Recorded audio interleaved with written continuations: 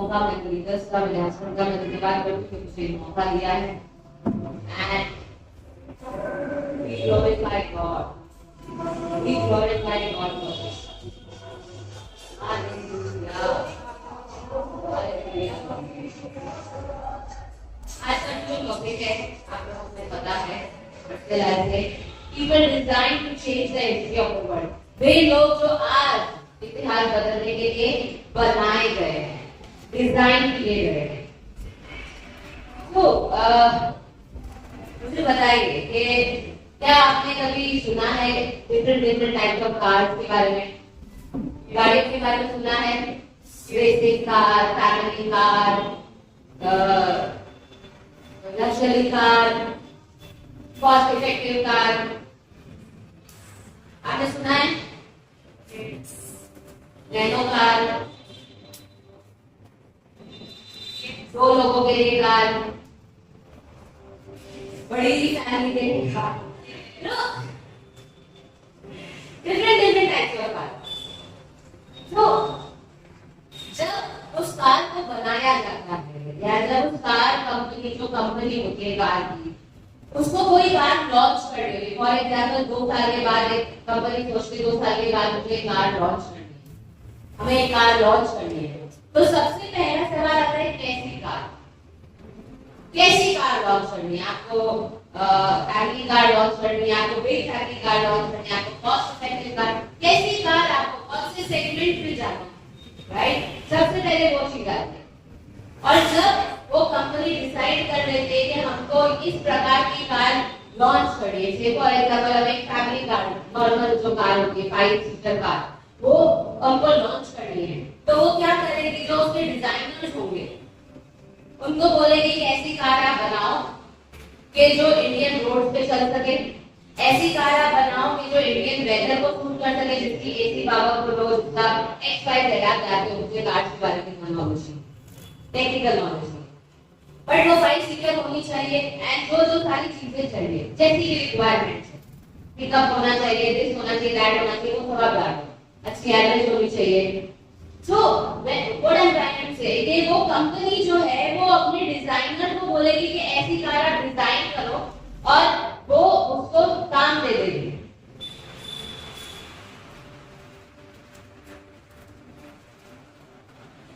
अब जो कंपनी उसको डिजाइन कर रही है तो उसके दिमाग में एक कस्टमर बेस होगा कि हमको इतने कस्टमर को, ये सेगमेंट के कस्टमर को पहुंचना है, राइट? उसके दिमाग में एक यूसेज होगा कि उसको कैसा यूज करना है, वो कैसे चाहते, कंपनी क्या चाहती है कि कस्टमर किसको, कौन से कस्टमर उसको यूज करे, राइट? आप समझ रहे हो कि कोई भी प्रोडक्शन कंपनी जो है वो किस तरह से उसको डिजाइन करती है। So then you have to go to a production company. उसी तरह से स्वर्ग के अंदर एक प्रोडक्शन कंपनी है, आपको पता है कार्स नहीं डिजाइन करते स्वर्ग में, कार्स पृथ्वी पर डिजाइन होते हैं, पर स्वर्ग के अंदर एक प्रोडक्शन कंपनी है जिसको चलाने वाले 3 लोग हैं। कौन 3 लोग हैं? पिता, पुत्र, पवित्र आत्मा। ठीक है, मुझे नहीं पता है कौन सा सेगमेंट किसको दिया हुआ है, बट मुझे इतना पता है कि उस कंपनी को चलाने वाले 3 लोग हैं। उसकी मार्केटिंग एजेंसी हमारे पास है लेकिन प्रोडक्शन वो बना रहा है। तो क्या है, अभी वो जो कंपनी है वो एक ही प्रकार के लोग बनाती है, आपको पता है? वो एक ही प्रकार के लोगों को बनाती है, आपको फाइनल वो लोगों तो वो एक ही प्रकार के लोगों को बनाती है और वो है हिस्ट्री चेंजर्स। इतिहास को जो बदल दे ऐसे लोगों को वो डिजाइन करते हैं।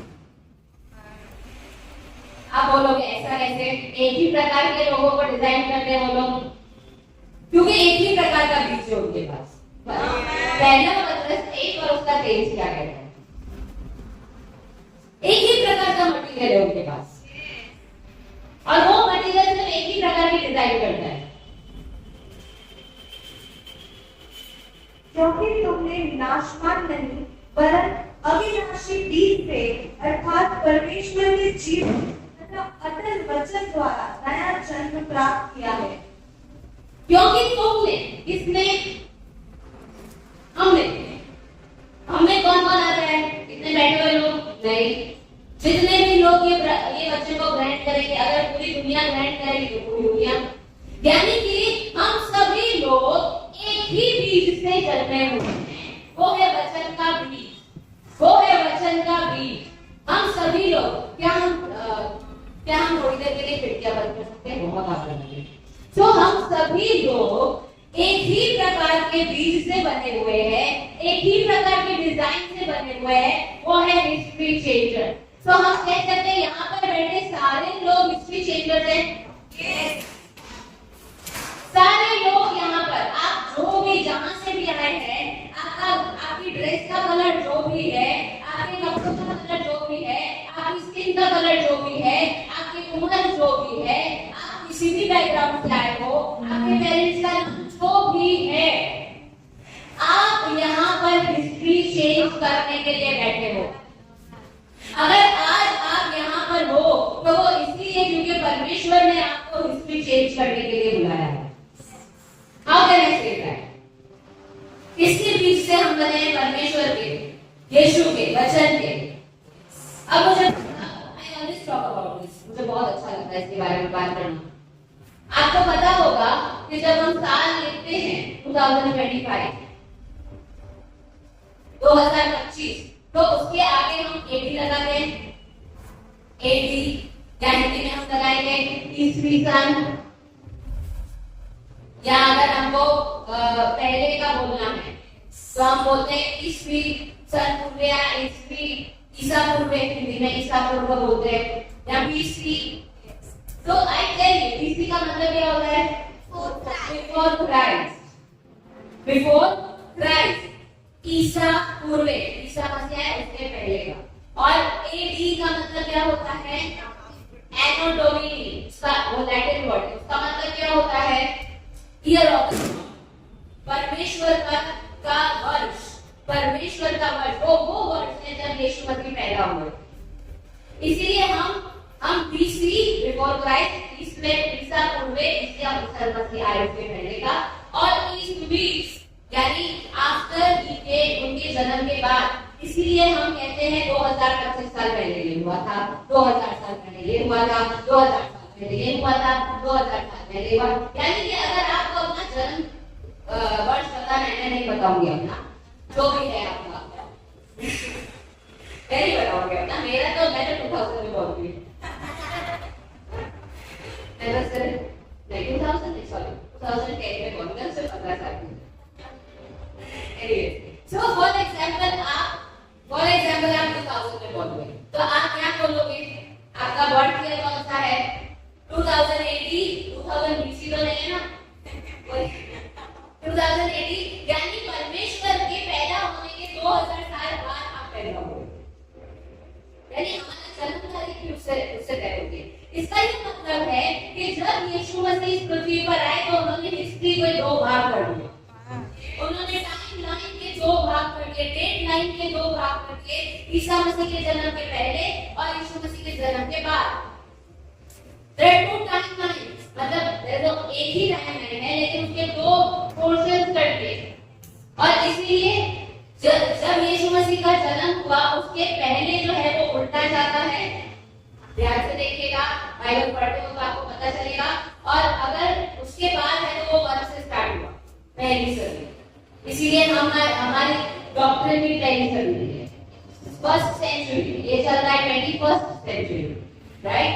तो what I am trying to say कि जिस बीज से आप जन्मे हुए हो वो बीज ही वो है कि जिसने आके हिस्ट्री के दो भाग कर दिए, जिसने आके हिस्ट्री को बदल दिया, जिसने आके डेट लाइन को बदल दिया, जिसने आके बोल दिया कि यहाँ से डेट अलग होगी और यहाँ से डेट अलग होगी, यहाँ से एडी लगेगा और यहाँ से बीसी लगेगा। यीशु मसीह ने ऐसा नहीं बोला था लेकिन उसका वही मतलब है।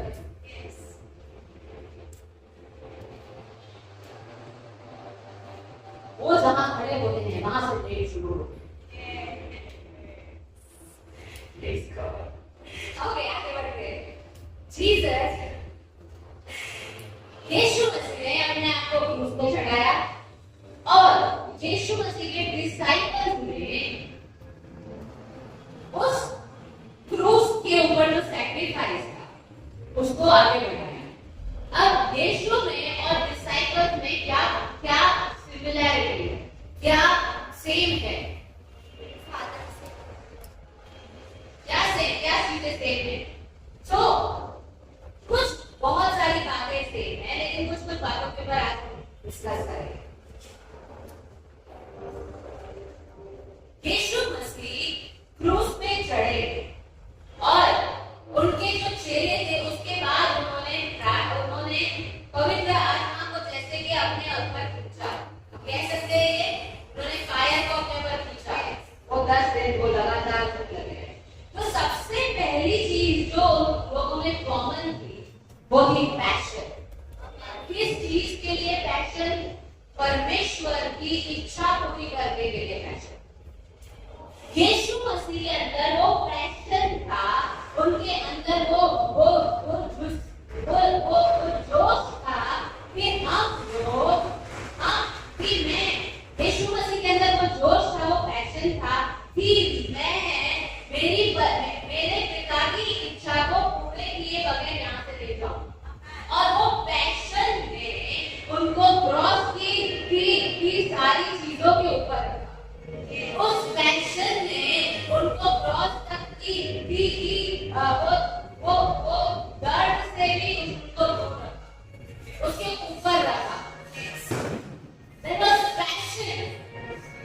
यीशु मसीह के अंदर पैशन था कि नहीं, मैं इस काम के लिए आया हूं, उसको पूरा करके ही जाऊंगा, चाहे जो भी परिस्थिति मेरे ऊपर आए, पर मैं उसको पूरा करके जाऊंगा। उसी तरीके से जो डिसाइपल्स थे, जो चेले थे, जो 12 चेले थे और जो 120 चेले, वो सारे चेलों के अंदर वो पैशन था, वो जुनून था कि परमेश्वर ने जो हमें कहा है उसको हम पूरा कर देंगे। यीशु मसीह ने उनको कहा था कि जाओ जाके चेले बनाओ, लेकिन जब तक पवित्र आत्मा से भरपूर ना हो जाओ तब तक यहाँ से बाहर नहीं जाए। तो उन्होंने वही किया, वो 10 दिन तक लगातार परमेश्वर की आराधना करते रहे, स्तुति करते रहे, वो प्रार्थना करते रहे, वो अपनी जगह से हिले नहीं जब तक कि ऊपर से आग नहीं उठी, जब तक कि वहां पर पवित्र आत्मा का आगमन नहीं हुआ, जब तक नहीं हुआ तब तक वो लगे रहे। और यीशु मसीह के अंदर भी वही था। ऐसा नहीं था कि यीशु मसीह जब तक उनका काम नहीं खत्म होता ना वो नहीं जाते। हमें पता है कि 3.5 साल में उन्होंने अपना काम खत्म कर दिया, लेकिन वो जब तक अपना काम नहीं पूरा करने वो नहीं था। उसी तरह से चेलों के ऊपर जब तक पवित्र आत्मा नहीं उतरता वो वहां से हिलने वालों में से नहीं थे। Why? Because उनके अंदर वही बीज था, वो वही डिजाइन के लोग थे जो डिजाइन स्वर्ग में बनती, वो उसी प्रोडक्शन के फैक्ट्री में से आए थे जो स्वर्ग में से आए, और उसी जगह से हम भी आए हैं। उसी बीज से हमारा भी जन्म हुआ है, हम भी उसी बीज के बनाए गए हैं, यानी कि हमें भी ऐसा ही बनाया गया है। जब तक हम परमेश्वर की इच्छा को पूरी नहीं करेंगे इस पृथ्वी पे तब तक हम नहीं जाएंगे, तब तक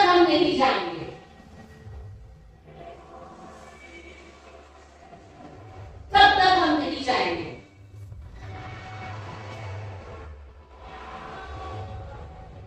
चलिए मुझे एक और चीज बताइए,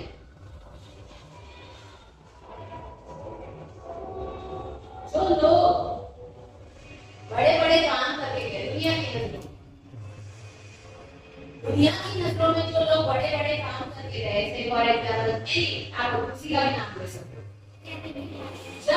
हो, जब आप अपनी आंखें बंद करोगे, जब आप अपने शरीर को छोड़ोगे, तो आपको उसके बाद याद रहेगा क्या कि इसने क्या किया था, इसने ये किया था, इसने ये साल में ये किया, आपको याद रहेगा? नहीं याद रहेगा ना। नॉर्मल सी बात है, इंसान मर जाएगा उसके बाद उसको क्या याद रहेगा? यानी कि कुछ जब से हमको पता चल रहा है, फॉर एग्जाम्पल आप 15 साल के और आपको पता चलता है कि ये व्यक्ति ने ये किया और आप 75 तक जीते हो, तो 60 साल तक आप उस चीज को याद रख सकते हो। एट नेक्स्ट आप फिर मर जाओगे, भूल जाओगे। लेकिन राज्य के अंदर जो हिस्ट्री बनाता है ना, राज्य के अंदर जो हिस्ट्री चेंज करता है ना, वो सिर्फ उतनी देर के लिए नहीं होता है। वो जब आप स्वर्ग में जाओगे ना, आपको पता चलेगा कि जो पृथ्वी पर काम करके आए हो तो इटर्निटी तक उसकी याद होती रहेगी, क्योंकि आप मर ही नहीं रहे हो।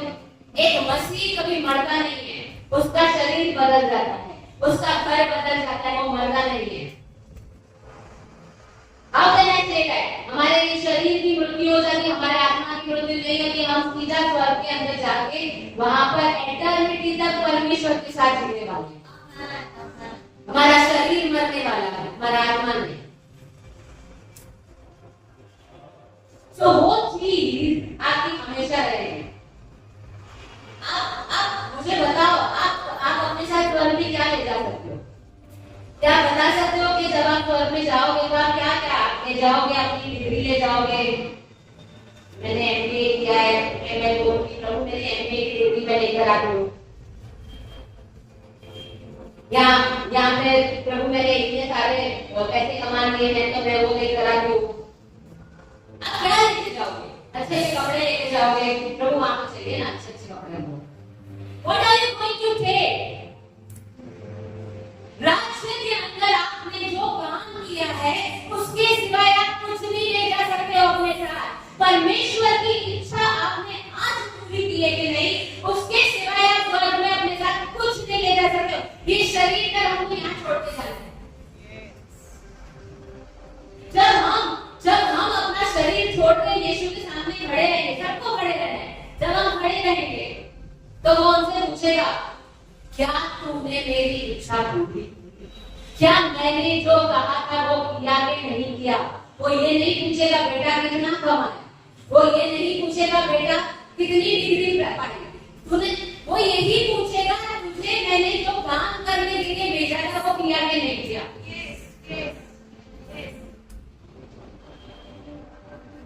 वो यही पूछेगा। तो यीशु का काम करना क्या? यीशु का काम करना ये नहीं होता है कि सब कुछ छोड़ छाड़ के बस प्रचार करने लग जाओ। No, not always. हमेशा उसका मतलब ये नहीं होता है। यीशु का काम करना वो होता है कि वो आपको जो कह रहा है वो आज आप कर रहे हो। अगर वो आपको कह रहा है कि आप जाओ बिजनेस करो और साथ साथ में तुम समाचार फैलाओ, डू इट। अगर वो कह रहा है कि आप स्कूल कॉलेज में आप स्कूल में पढ़ोगे और तुम समाचार फैलाओ, डू इट। अगर वो आपको कह रहा है जॉब करो और तुम समाचार फैलाओ, डू इट। आपको वो जो कह रहा है यहाँ पे सब कुछ छोड़ के आप सिर्फ प्रचार करो, डू इट। वो जो कहता है जब हम वो करते हैं तब हम कह सकते हैं कि हमने परमेश्वर की इच्छा की। आप क्या बोल सकते?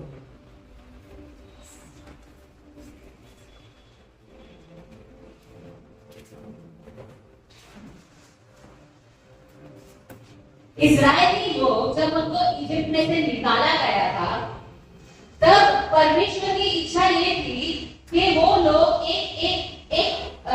एक पैच में से एक जगह से वो गुजरे जिसको हम विल्डरनेस कहते हैं, जिसको हम जड़ भूमि कहते हैं। वहां पर एक ऐसी भूमि थी कि जो एक जगह थी जहां से उनको इजिप्ट में से निकल के उनको जाना था कनान। तो उसके बीच में एक जगह थी और उस जगह को पार करने के लिए पैदल, क्योंकि वो लोग सब पैदल निकले थे, उस जगह को और 20 लाख लोग थे करीबन। तो उस जगह को पार करने के लिए उनको 11 दिन लगते थे। 11 दिन उतना वो एरिया था। मतलब यहाँ से फॉर एग्जाम्पल आपको दिल्ली जाना है तो उस बीच में जो दिन लगने हैं, फॉर एग्जाम्पल तो इजिप्ट में से निकल के कनान पहुंचने के लिए उनको 11 दिन लगते थे। ये परमेश्वर की इच्छा थी कि जब वो वहां पर पहुंचे तो वो जिस परेशानियों में इजिप्ट में थे, जिस गुलामी में इजिप्ट में थे, ऐसी कोई भी चीज उनको छू ना सके, पर उनको परमेश्वर एक ऐसी भूमि पे ले जाए कि जो दूध और मधु से रेलछेल है, जहाँ के फल भी बहुत बड़े बड़े हैं, जो पूरी तरह से भरपूर लैंड है,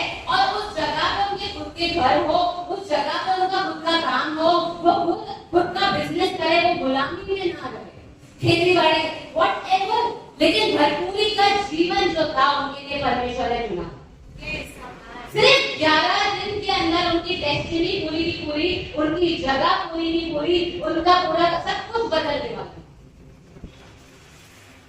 लेकिन जैसे ही वो इजिप्ट से निकले और उसको जो बीच की जो जगह थी, उन्होंने क्या किया?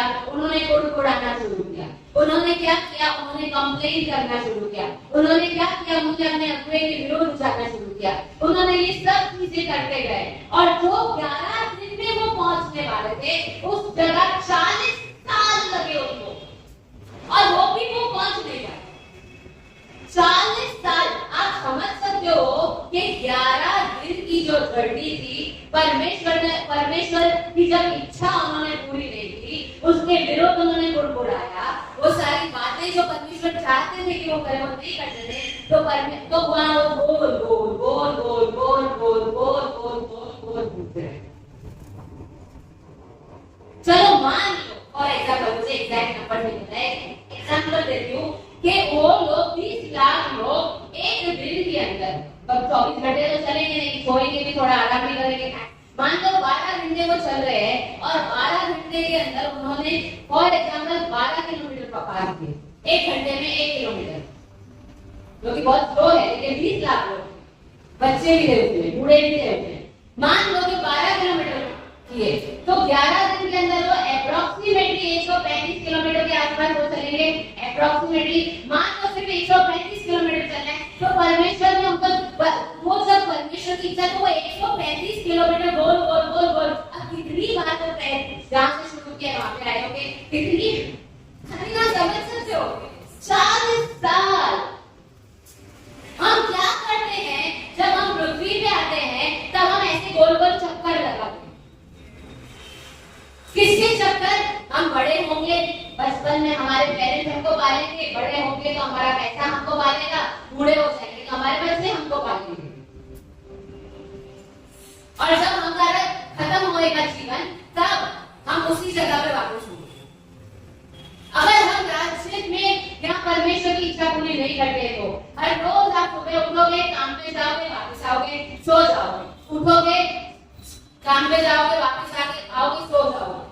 That is only your routine. लेकिन जब हम परमेश्वर के राज्य में चलते हैं, तब परमेश्वर इससे कहीं ज्यादा ऊपर हमको ले जाता है। हम वो यहोशू और कालेब के जैसे बनते हैं कि जो साइकिल को तोड़ता है, जो इस 40 साल की साइकिल को तोड़ता है, और वो कहता है कि परमेश्वर की जो इच्छा है मेरे लिए कि मैं कनान जाऊं और भरपूरी का जीवन जीऊं, तो मैं वहां जाऊंगा। हम वहां जाएंगे, उसके लिए हमको लड़ना पड़ेगा, हम लड़ेंगे, उसके लिए हमको कुछ भी करना पड़ेगा, हम करेंगे, लेकिन हम वहां जाएंगे। और यहोशू और कालेब, उनकी जनरेशन वहां पे गई, जो जनरेशन इजिप्ट में से निकली थी वो पूरी खत्म हो गई, 20 लाख लोग।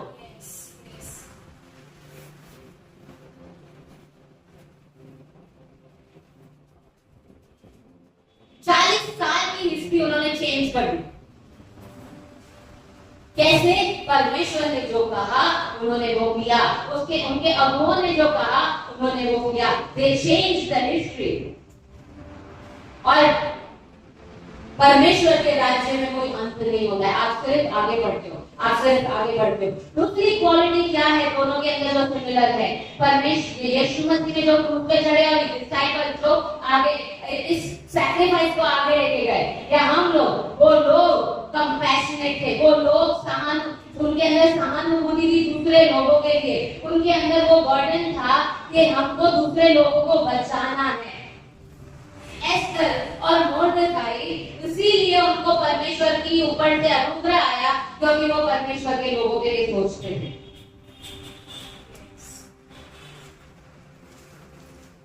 सिर्फ मैं, यहोशू और कालेब ने ऐसा नहीं सोचा सिर्फ हमको पहुंचा है, नहीं।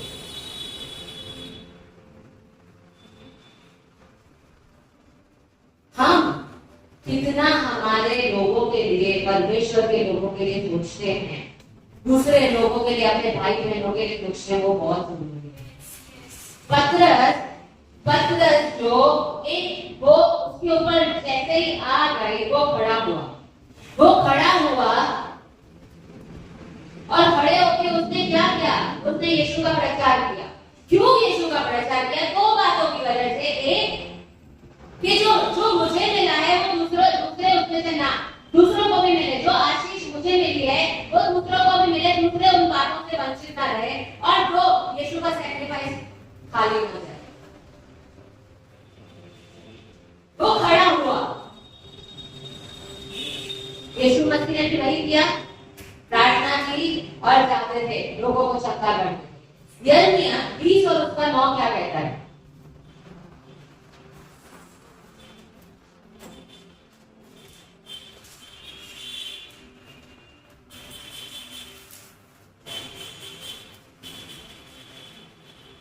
परंतु यदि मैं कहूँ मैं उसकी चर्चा नहीं करूंगा और न उसके नाम से बोलूंगा, तो मेरे हृदय में और मेरी हड्डियों के भीतर बंद एक दगदगती आग सी बन जाती है और मैं इसे रोकते रोकते थक गया हूँ।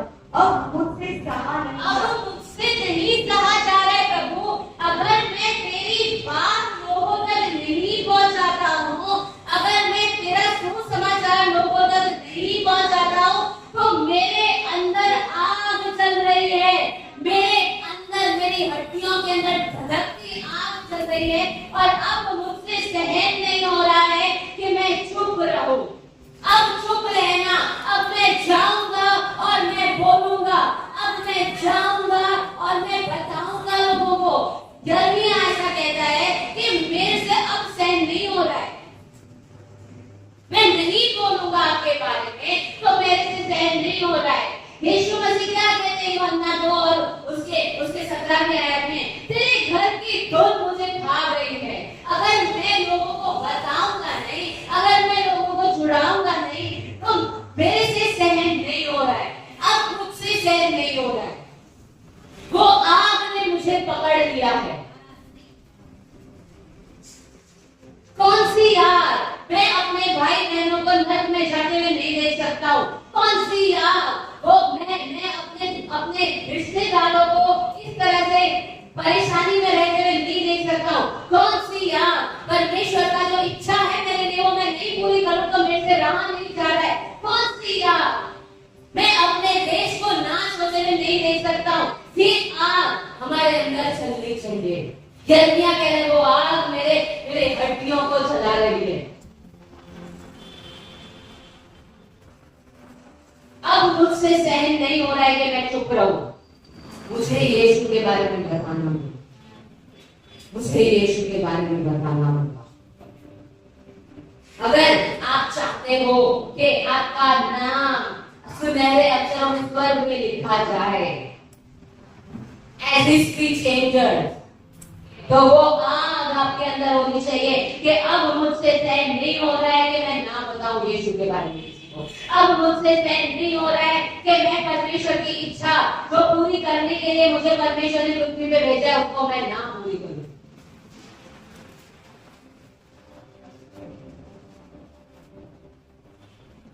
तीसरी बात, वो लोग प्रार्थना और उपवास वाली लोग थे। वो लोग प्रार्थना और उपवास में यीशु मसीह पूरी रात प्रार्थना करते थे और दिन में मिनिस्ट्री करते थे। 40 दिन के उपवास करते थे, 21 दिन के उपवास करते थे। He used to fast and pray, और वही चीज उनके डिसाइपल्स ने उनसे सीखी। उन्होंने अपने अगुवे से वही सीखा कि अगर हमें चाहिए कि हम इस पृथ्वी पे कुछ करके जाए तो हमें उपवास और प्रार्थना करनी, हमें उपवास और प्रार्थना करनी होगी, हमें उपवास और प्रार्थना करनी होगी।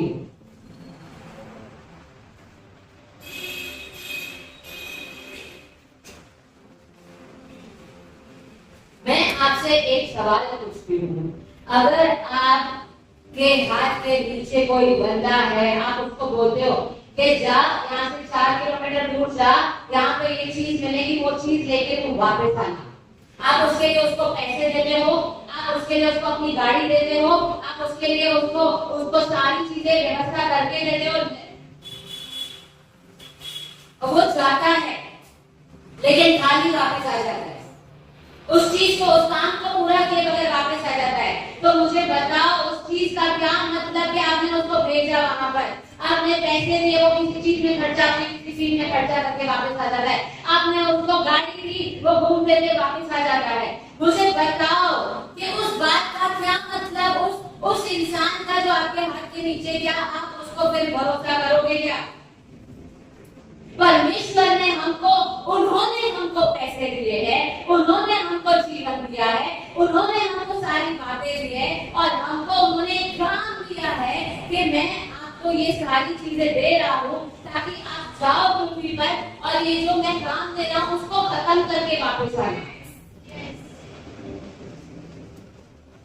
पर अगर हम वो चीज करे बगैर वापस जाते हैं तो परमेश्वर हमसे पूछेगा क्यों काम करे बगैर वापस आए। अगर हमको परमेश्वर ये हड्डियों में जान नहीं देता, इस शरीर में जान नहीं देता, तो हम कोई काम नहीं कर सकते थे। अगर परमेश्वर हमको गरीबी में रखता तो हम कोई भी चीज नहीं, हम हमेशा ही प्रॉब्लम में रहते। अगर परमेश्वर हमको खाने के लिए खाना नहीं देता तो हम लोग काम नहीं कर सकते, हम लोग जीवन नहीं जी सकते थे। लेकिन हम इतना ज्यादा व्यस्त हो जाते इन सब बातों में कि हम जो काम करने के लिए आए वो हम करते थे। You need to pray and fast। अगर हम प्रार्थना उपवास नहीं करते हैं तो हम वो काम पूरी तरह से खत्म नहीं कर पाएंगे।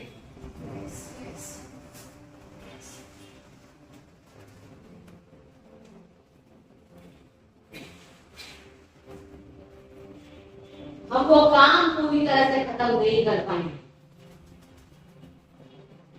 जिस काम के लिए हम इस पृथ्वी पर आए हैं, हमारे ऊपर एटर्निटी तक वो स्टैंप लग जाएगा, ये काम करे बगैर वापस आए हैं।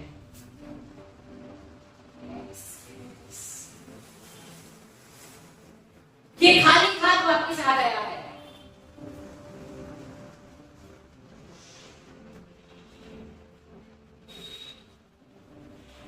हिस्ट्री चेंजर्स वो लोग होते हैं कि जिस काम के लिए उनको भेजा गया है वो काम वो पूरा करे। कैसे पता चलेगा आपको कि आपको किस काम के लिए भेजा है? You need to pray, you need to fast. आपको प्रार्थना करनी होगी, आपको उपवास करने होंगे, और तब प्रभु आपको बताएंगे मैंने आपको इस काम के लिए भेजा है।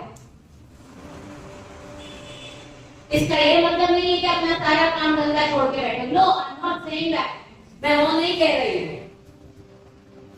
लेकिन अगर प्रभु चाहते हैं, आपने कभी डीजीएस दिनाकरण सर के बारे में सुना है? कितने लोगों ने सुना है? डीजीएस दिनाकरण सर के बारे में सुना है? परमेश्वर के बहुत बड़े सेवक हो गए इंडिया के अंदर, और बहुत पुरानी बात नहीं है, 25 साल पहले की बात। डीजीएस दिनाकरण सर बैंक के अंदर काम करते थे और परमेश्वर की सेवा करते थे। 17 साल तक उन्होंने परमेश्वर से मांगा कि प्रभु मैं जॉब छोड़ दूं, प्रभु मैं सिर्फ और सिर्फ तेरी सेवा करूं, प्रभु मैं सिर्फ और सिर्फ सुसमाचार के काम में लगूं, मैं सिर्फ और सिर्फ लोगों के बचाने के काम में। 17 साल तक परमेश्वर ने उनको अलाउ नहीं किया, बोला नहीं तू ये भी कर और तू ये भी कर। और 17 साल के बाद जब वो समय आया तब परमेश्वर ने उनको अलाउ किया, ओके अब तो अपनी जॉब छोड़ सकता है। इंडिया के अंदर क्रिश्चियनिटी की हिस्ट्री चेंज करने वाले को डीजीएस दिनाकरण सर।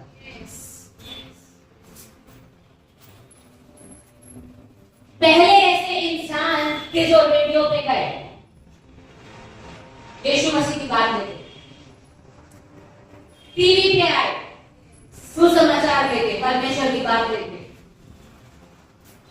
लाखों लोगों तक पहुंचाए, लाखों लोगों तक।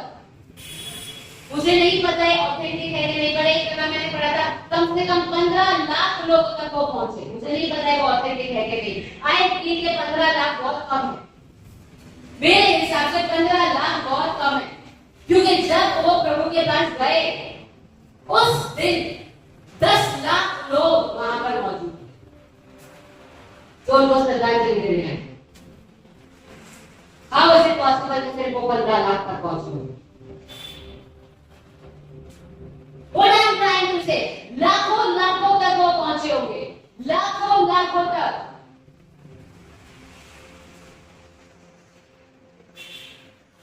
वो डीजीएस दिनाकरण सर सुसाइड करने जा रहे थे,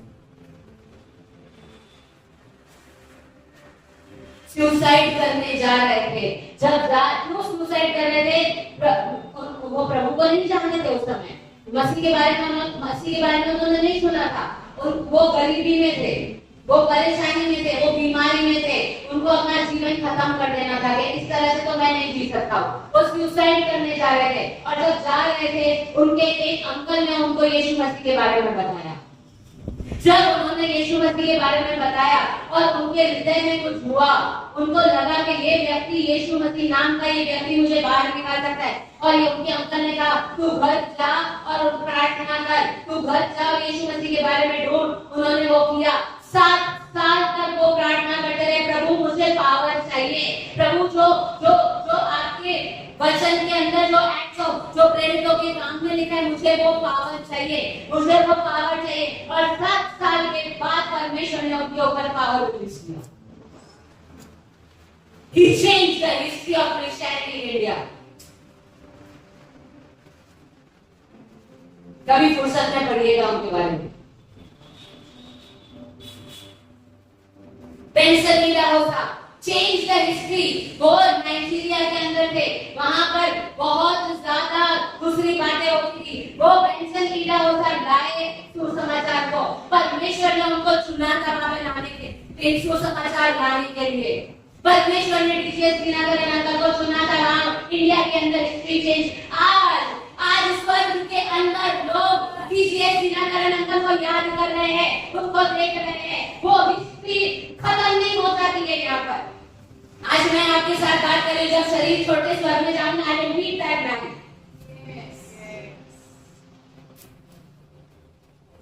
आई विल सैल्यूट दैट मैन।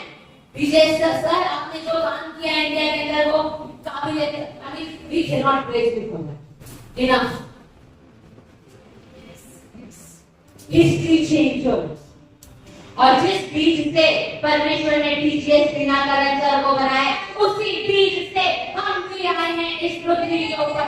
जिस इंडिया की भूमि पे परमेश्वर ने डीजीएस दिनाकरण सर को भेजा था, उसी इंडिया की भूमि पे आज हमको भेजा है। What are you talking about?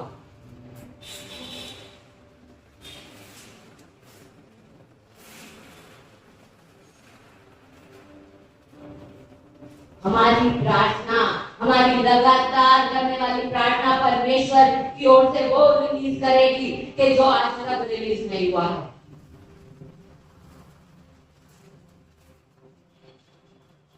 I challenge you today. आप कहते हो कि हमारे रिश्तेदारों की शादी में हमको जाना होगा, आप कहते हो इस पार्टी में हमको जाना होगा, आप कहते हो यहाँ पे तो हमको जाना ही पड़ेगा, संडे चर्च नहीं अटेंड कर सकते, परमेश्वर का वचन हम बाद में पढ़ लेंगे।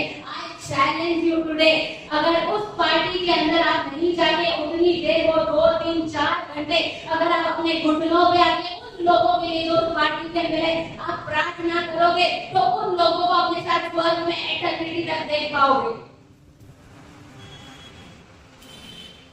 लेकिन अगर प्रार्थना नहीं की ना, तो हो सकता है कि that might be the first and the last party you attend or they attend.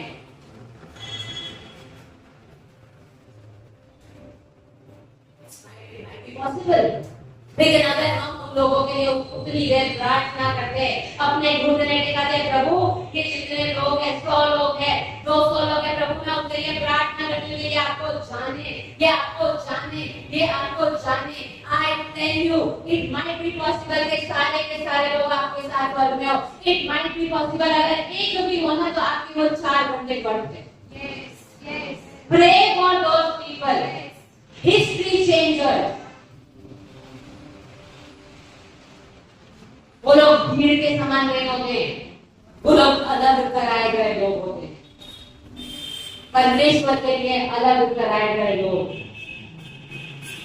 जैसे ही पौलुस को पता चला कि ये परमेश्वर है, ये उसने अपने आप को उन सारी बातों से अलग कर दिया। और लग गया परमेश्वर के काम में। उसने अपने आप को सरेंडर कर दिया, प्रभु ये मेरे कान है, मैं पकड़ता हूँ, अब जैसा तू बोलेगा वैसा मैं करूंगा। जहां you know what Paul businessman था,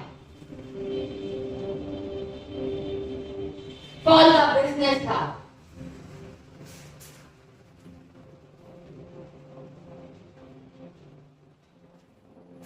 कितनी सारे शहरों में वो गया फिर समाचार के लिए।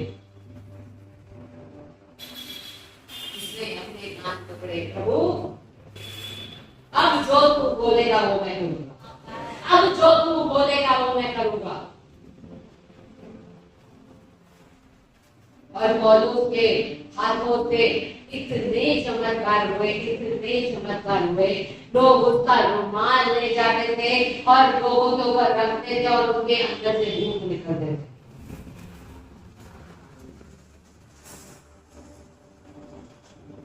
वन ओबीडियंस, आपकी एक परमेश्वर को हाँ कह दे, हाँ प्रभु मैं ये रहा, हाँ प्रभु मैं ये रहा, हाँ प्रभु मैं ये रहा।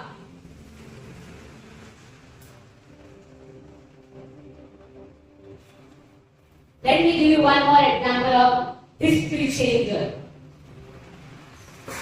आपने कभी सुना है 4 साल में एक बार लीप ईयर आता है? लीप ईयर आता है कि जब एक दिन ज्यादा होता है फरवरी का। आप मुझे बता सकते हैं ऐसा क्यों? मैंने सर्च किया था, मैं ऐसे ही बोल रहा हूं। क्यों ऐसा होता है? क्यों वो एक दिन ज्यादा होता है? क्योंकि यहोशू ने कहा था कि सूरज तू अपनी जगह से हिलना नहीं, चांद तू अपनी जगह से हिलना नहीं, और धरती घूमना बंद हो गई। ये एक इंस्टेंस। और दूसरा इंस्टेंस जो आपको दूसरे राजा, आई थिंक 9th चैप्टर में, second Chronicle, second Kings somewhere, वहां पे ऐसा लिखा है 9 और 19 whatever, जहां पर हजेकिया राजा था। हजेकिया राजा बीमार हो गया था। हजेकिया राजा जो था उसने परमेश्वर के सामने प्रार्थना की और परमेश्वर ने यशायाह नबी को उसके पास भेजा और कहा कि तू समय से तू उसको जाके बोल के मैंने तुझे ठीक किया है। तो हजेकिया राजा ने यशायाह को कहा, यशायाह नबी को कहा कि कैसे मुझे पता चलेगा कि परमेश्वर ने मुझे ठीक किया, मुझे 15 साल एक्स्ट्रा दिए।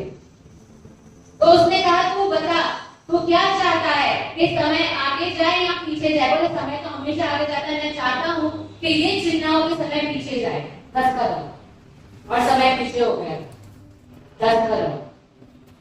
ये 2 चीजों की वजह से हम लोग आज तक लीप ईयर मनाते हैं। आप ढूंढना गूगल पे जाके, अच्छा मैंने ढूंढ के बैठी हूँ।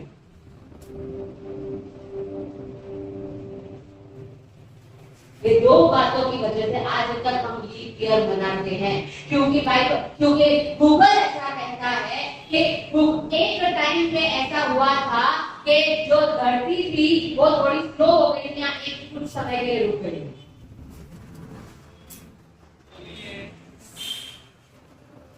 तो टाइम थोड़ा आगे पीछे हो गया। Talking about history changer, क्योंकि वो लोग परमेश्वर जो कह रहे थे वो पूरा करने के लिए तैयार थे। यशायाह नबी ऐसा कहते हैं, प्रभु तू बोल मैं जाऊंगा। प्रभु कहते हैं कौन जाएगा मेरे लिए? यशायाह कहते हैं मैं जाऊंगा।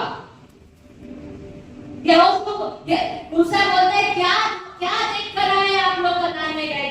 तो यहोशू खड़ा हुआ, हम देख कर आए कि वो देश परमेश्वर ने हमें दिया है, और जब तक उसको पा नहीं लेंगे ना हम शांति से बैठेंगे नहीं। They are history changers.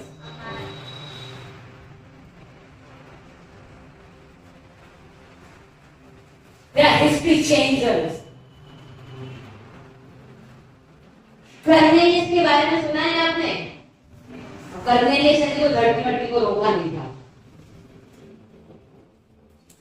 Cornelius प्रेरितों के काम 10वें अध्याय के अंदर उसके बारे में ऐसा लिखा गया है कि कर्नेलियस, तेरी प्रार्थना और तेरे ऑफरिंग्स वो मुझ तक पहुंचे हैं। अब कर्नेलियस परमेश्वर को जानता नहीं था, कर्नेलियस प्रभु को जानता नहीं था, इसलिए तो पतरस जाएगा आपको बताने के लिए।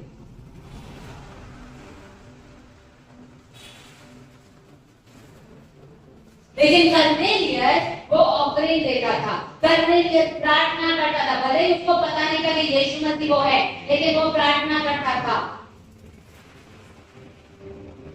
एक ऐसा व्यक्ति जो परमेश्वर को जानता नहीं है, एक ऐसा व्यक्ति कि जिसने हो सकता है कि सिर्फ सुना हो परमेश्वर के बारे में किसी और से, एक ऐसे व्यक्ति वो दर्शन देखता है और उस दर्शन के अंदर प्रभु उसको वर्ड ऑफ नॉलेज देते हैं, पूरी की पूरी एड्रेस दर्शन के अंदर दे देते हैं कि यहाँ पर तू अपने लोगों को भेजना, इस व्यक्ति का मिलना और उसको बोलना कि तेरे पास आए। पूरा का पूरा एड्रेस दर्शन के अंदर प्रभु उसको दे देते हैं। कर्नेलियस की प्रार्थना और कर्नेलियस के ऑफरिंग ने हेवन को प्रोवोक किया, उसने स्वर्ग के अंदर उसकी जगह बनाई और स्वर्ग का दूत उसको मिलने के लिए आया और वहां पे हिस्ट्री चेंज हुई। क्या हिस्ट्री चेंज हुई कि जो यहूदियों तक अभी तक सुसमाचार हुई थी, परमेश्वर ने अपने प्रेरित को चुना, पतरस को चुना जो कलीसिया की नींव था और कहा कि जाओ कर्नेलियस के जा, वहां जाके सुसमाचार दे, और कर्नेलियस के घर में चर्च पैदा हुआ। सेंटाइल्स में पहली बार, गैर यहूदियों में पहली बार सुसमाचार गया। वो पॉल नहीं था जो पहली बार लेके गया था, वो पतरस था। पॉल ने बहुत बड़े काम किए सेंटाइल्स में, लेकिन पतरस था, बाइबल के अनुसार तो वही था। कर्नेलियस की प्रार्थना और कर्नेलियस की ऑफरिंग। आप बोलोगे हमारी ऑफरिंग कैसे चेंज कर सकती है? I tell you how. जब आप किसी को स्पॉन्सर करोगे, अपोस्टोलिक वुमेन के अंदर, I am just giving an example, लेकिन I am giving an opportunity. जब आप एक व्यक्ति को, फॉर एग्जाम्पल, या 5 व्यक्ति को या 10 व्यक्ति को आप स्पॉन्सर करते हो, तो क्या पता कि वो लेडी वो इंदौर शहर को मिला के रखे, क्या पता परमेश्वर उसको पौलुस की तरह यूज करे, क्या पता परमेश्वर उसको फेरे की तरह यूज करे, क्या पता परमेश्वर उसको लुथिया की तरह यूज करे, क्या पता परमेश्वर उसको मरियम की तरह यूज करे। आपके ऑफरिंग क्या कर सकते हैं, मैं उसकी बात कर रही हूँ।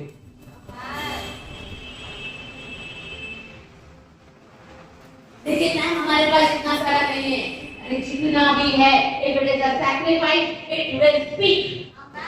अगर वो बलिदान है तो वो बोलेगा स्वर्ग के अंदर।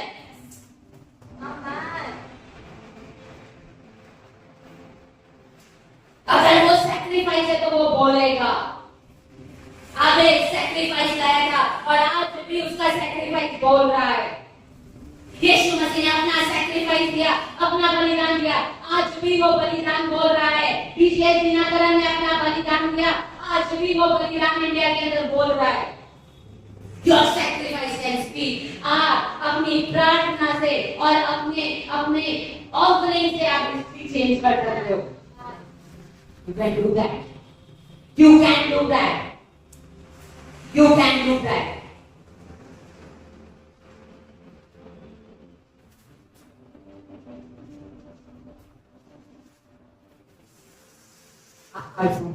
मैं आपको एक छोटी स्टोरी फटाफट खत्म करूंगी। आई नो 12:15 हो गए हैं, but I finish it of soon. Oral Roberts, I know मैंने बहुत सारे नाम लिए, पर ये परमेश्वर के बहुत बड़े बड़े लोग, उन्होंने परमेश्वर के सही में बहुत बड़े काम किए राज्य में। ओरल रॉबर्ट्स अमेरिका के अंदर इवेंजलिस्ट हो गए। जब इंडिया के अंदर डीजे दिनाकरण सर काम कर रहे थे, उन्हीं दिनों में, उन्हीं सालों में ओरल रॉबर्ट्स अमेरिका के अंदर काम कर रहे थे। बहुत पुरानी बात नहीं है। ओरल रॉबर्ट उनकी यूनिवर्सिटी थी अमेरिका के अंदर, तुल्सा नाम के शहर के अंदर। ओरल रॉबर्ट जब वहां पर थे और ओरल रॉबर्ट को परमेश्वर एक विजन में ले गए। क्या विजन में ले? और उस विजन में उन्होंने देखा देखा कि बहुत सारे लाखों के लाखों लोग स्वर्ग के अंदर थे, लाखों के लाखों लोग स्वर्ग के अंदर और थे, और आगे बहुत सारे क्राउन रखे गए थे, बहुत सारे मुकुट रखे गए थे। उन लोगों के लिए जो अपनी दौड़ पूरी करके आए थे, परमेश्वर की इच्छा पूरी करके आए थे, उनके लिए बहुत सारे मुकुट रखे गए थे, और एक मुकुट बीच में था जो बहुत बड़ा था और बहुत शानदार था, सारे मुकुट से अलग था। तो ओरल रॉबर्ट को लगा ये तो मेरा ही। क्यों? क्योंकि मैंने इतना प्रभु का काम किया, मैंने लाखों लोगों के बीच में जाके काम किया, लाखों लोग मेरे द्वारा परमेश्वर में आए, ये मुकुट तो मेरा है। लाइन थी, जैसे जैसे लोग आगे बढ़ते गए और वो समय आया कि जब उनका वो खड़े हुए कि उनको प्राइज मिलेगा, उनको मुकुट मिलेगा, क्राउन मिलेगा, तो उनकी नजर तो वो मुकुट के ऊपर थी जो सबसे बड़ा था और सबसे शानदार था, कि ये तो मेरा ही।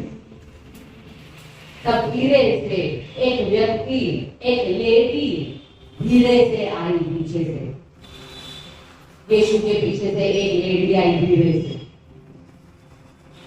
हम्बल सी, बिल्कुल ही एकदम सिंपल सी लेडी चलते हुए आई, और यीशु मसीह ने कहा, ये जो लेडी है ना, इसने तेरे लिए प्रार्थना की थी और इसीलिए तू आज यहाँ पर इतना बड़ा काम कर पाया। तो ये जो मुकुट है ना, ये इस लेडी को जाता है। आप क्या कर सकते हो आपकी प्रार्थना के द्वारा, वो आपको नहीं पता है अभी तक। आप क्या कर सकते हो आपके ऑफरिंग्स के द्वारा, वो आपको नहीं पता है अभी तक। आप क्या कर सकते हो किसी को स्पॉन्सर करने के द्वारा, वो आपको नहीं पता है अभी तक। आप क्या कर सकते हो फास्टिंग के द्वारा, वो आपको नहीं पता है अभी तक। आप क्या कर सकते हो सुसमाचार के द्वारा, वो आपको नहीं पता है। You can change history. वो एक लेडी की प्रार्थना के द्वारा ओरल रॉबर्ट्स खड़े हुए, और ओरल रॉबर्ट्स ने पूरी अमेरिका के अंदर बहुत बड़ा काम किया, तो दूसरे देशों में भी बहुत बड़ा काम किया, और बहुत बड़े बड़े परमेश्वर के लोग उस यूनिवर्सिटी में से आज भी पढ़ के निकलते हैं।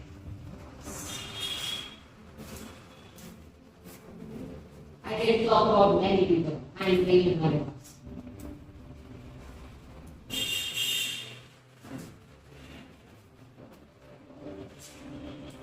आप क्या कर सकते हो? आपके अंदर भी वही बीज है जो ओरल रॉबर्ट्स के अंदर था।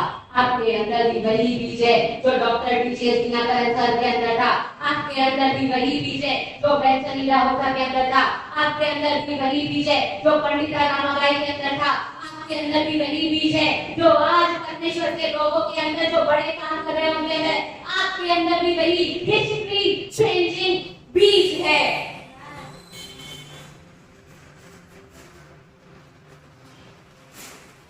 अपने आप को अपने परिवार के लिए प्रार्थना में लगाइए, अपने आप को अपने देश के लिए प्रार्थना में लगाइए, लेकिन सीमित नहीं रहिए वहां तक कि बस मैं और मेरा परिवार, नहीं, वहां तक नहीं।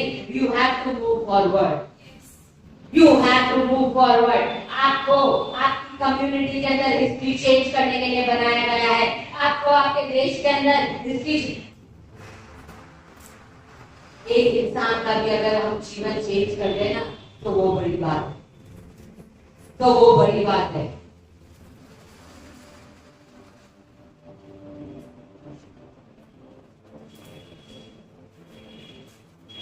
एक लास्ट चीज से आई विल फिनिश। हर एक इंसान को शरीर छोड़ के जाना है, एक मसीह को ये शरीर छोड़ के जाना है, लेकिन जब हम ये शरीर छोड़ के जाएं और हमारे फ्यूनरल में जो भी लोग आए वो ये बोले, चलो कम से कम स्वर्ग में तो गए, कम से कम उसने प्रभु को तो लास्ट फ्रेंड थे, चलो एक्सेप्ट किया। कई लोगों के लिए हम बोलते हैं चलो कम से कम बेचारी प्रभु के पास जीवन जैसा भी बिताया।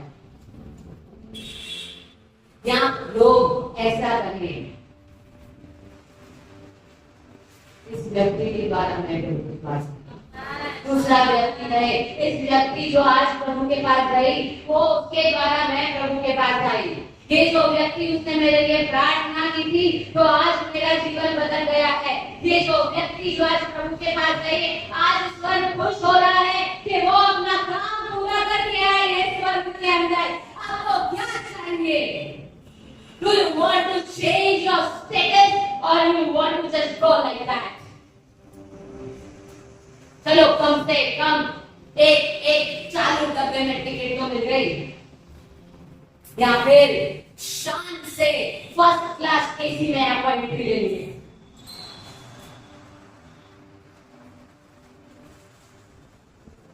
What do you want people to say about you?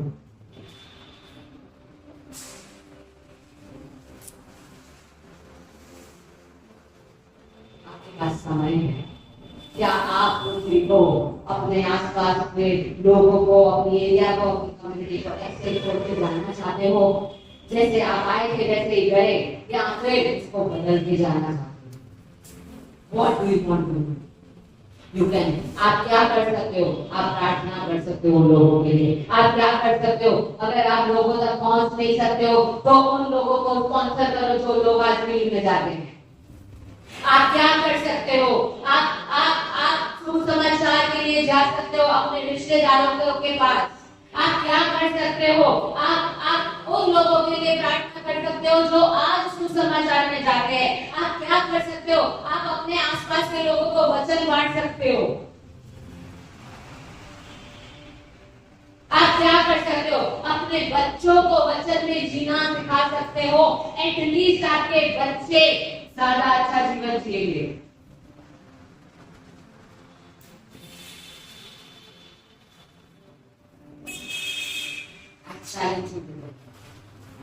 Change the history of your community. अपने घर की हिस्ट्री को बदलिए, अपने एरिया की हिस्ट्री को बदलिए, अपने कम्युनिटी की हिस्ट्री को बदलिए, अपने देश की हिस्ट्री को बदलिए। Change the history of this world and heaven will welcome you. और स्वर्ग आपको वेलकम करेगा। शाबाश विश्वासु, मेरे बच्चे, you are welcome in this heaven. That is what God will tell you. अगर हम उसकी इच्छा को पूरी करके जाए। प्रभु हम धन्यवाद करते हैं आपका कि आपके अविनाशी और सदाकाल रहने वाले बीज के द्वारा आपने हमारा नया जन्म किया है। परमेश्वर आज हम कह सकते हैं प्रभु, अगर हम नहीं बोलेंगे तो हमसे सहा नहीं जा रहा है। There is fire in our bones, Lord. हमारे हड्डियों के अंदर धधकती हुई आग है प्रभु। अगर हम नहीं बोलेंगे तो, अगर हम चुप रहते तो हमसे सहा नहीं जाता है। God, you want to change this nation. हम अपने लोगों को नर्क के अंदर झुलसते हुए देखना नहीं चाहते प्रभु। हम अपने लोगों को आपके साथ अनंत काल तक जीवित देखना चाहते हैं प्रभु। And today we stand in the gap. प्रभु आज हम उस जगह में खड़े हैं। हम आज प्रार्थना करते हैं, परमेश्वर इस देश को छुड़ाओ, परमेश्वर हमारे लोगों को छुड़ाओ, परमेश्वर उनको आशीषों से भरो, हर एक की समस्या ढूंढो, वो आपको जाने प्रभु। We are here to change the history of this nation. हम अपना काम पूरा किए बगैर नहीं जाएंगे। हम अपना काम पूरा किए बगैर नहीं जाएंगे प्रभु। हम अपना काम पूरा किए बगैर नहीं जाएंगे। हम अपने घुटने टिकाएंगे, हम सैक्रिफाइस लाएंगे, हम खड़े रहेंगे उन लोगों के साथ। हम हर वो चीज करेंगे परमेश्वर जो आपके राज्य के लिए हमें करनी चाहिए, पर हम अपना काम पूरा किए बगैर नहीं जाने वाले हैं यहाँ से। We will finish our race and we will get the crown of glory from the Lord. Hallelujah. प्रभु हम धन्यवाद करते हैं आज के दिन के लिए, आपकी हर एक बात के लिए, आपकी हर एक भलाई के लिए हम धन्यवाद करते हैं। आपने हमारे शरीरों में जान डाली है, आपने हमारे शरीरों में ताकत डाली है ताकि हम बढ़ सके आगे, उसके लिए हम धन्यवाद करते हैं। यीशु मसीह के सामर्थ्य नाम में आमीन आमीन। जिन जिन लोगों ने बैप्टिज्म लिया है वो लोग कवनेंट में जुड़ सकते हैं, कम्युनियन में जुड़ सकते हैं।